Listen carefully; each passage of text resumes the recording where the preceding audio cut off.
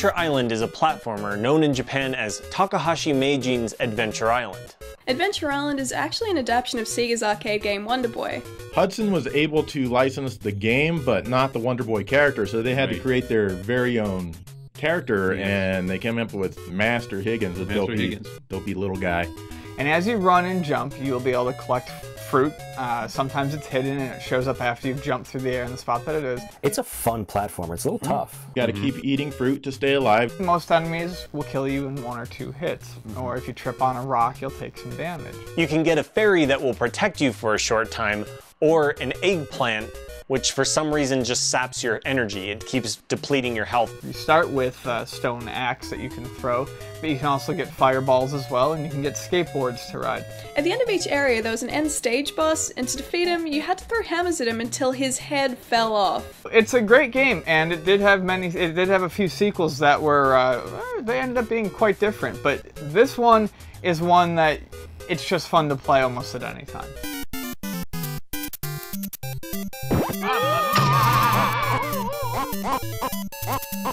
So, Super Mario Brothers came out in '85, huge, ridiculous hit for Nintendo, almost single-handedly brings back the home video game market. Nintendo of America found Super Mario Bros. 2, the real Super Mario Bros. 2 they got in Japan, to be too difficult and too similar to the original, so they said, not gonna release that. Super Mario Bros. 2 in America was essentially a Shigeru Miyamoto created game called Doki Doki Panic in Japan. At the time, there was no precedent set for what a Mario game needed to be, so it didn't necessarily have to follow the previous game in the series. And you know what? I really, really like this game. It's one of my favorite Mario games. And it's probably because it really isn't a Mario game that is your favorite. 4 different players to choose from. Mario, Luigi, the Princess, and Toadstool. All different attributes. Super Mario Bros. 2 really did set a lot of the attributes that we give to these particular characters from the Mario universe. It kind of set them in stone.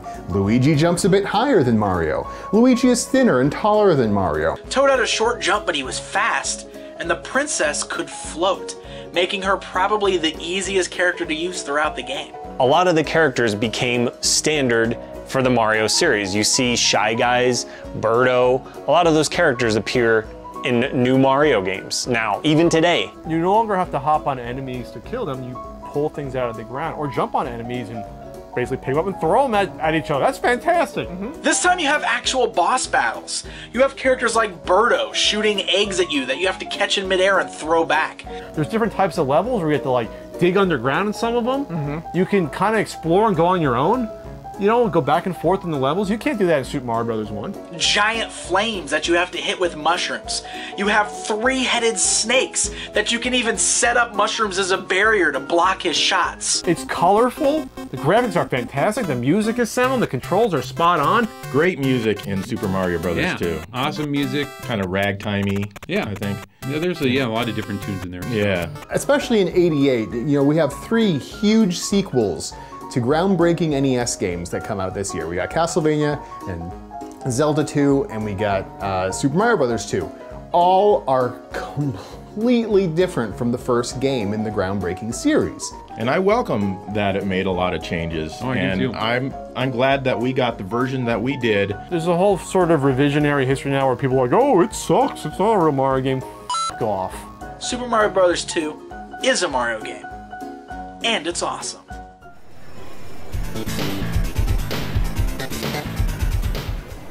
Chase HQ is actually a really excellent racer slash chaser, if you want. I just made that up. We're gonna have a racing game where you're a cop and you have to track down potential criminals, alleged criminals, by smashing into their car until they can't drive anymore.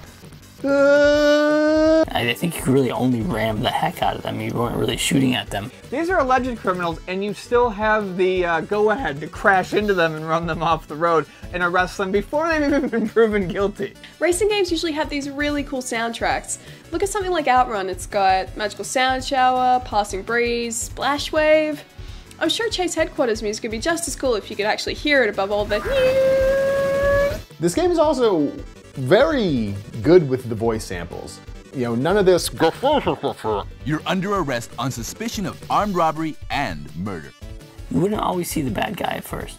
And then when you did, it'd say like bad guy or enemy, and the siren lights would go on the arcade cabinet, which is really cool. That's cool. You're actually hitting the bad guy, the criminal, to try to apprehend him. You can listen to yourself saying things like, "Oh no, I'm almost in. One more hit." They knew it was ridiculous just to smash these cars until they were literally on fire and almost exploding. And your car was almost never damaged at all somehow. It's just fun. When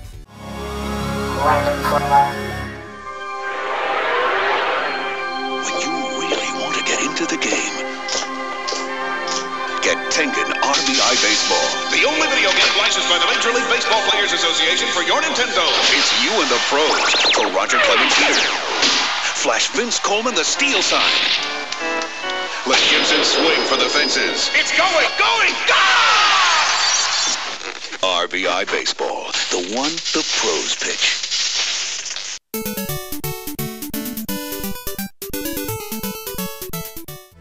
RBI Baseball by Tengen, released in both the approved and non-approved form. In reality, made by Namco, which makes it a fantastic baseball game. You had the Tengen version, and you had the NES version. Illegal, legal.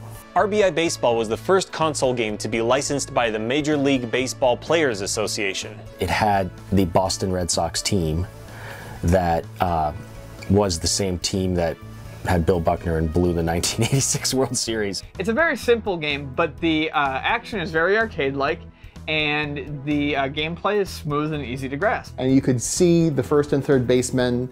It had like close-ups of them, the first and third bases. And then when the ball went into play, you would go to the field view. It was, it was well done. It was interesting. It's like an arcade baseball kind of game. There's actual players in it with their real-life attributes, I guess you could say, but they all look like short, chubby, little chibi characters. They're just cute. It wasn't like a full season mode or anything, but you could have a ball playing baseball, RBI Baseball, on your NES. They definitely beat baseball by Nintendo.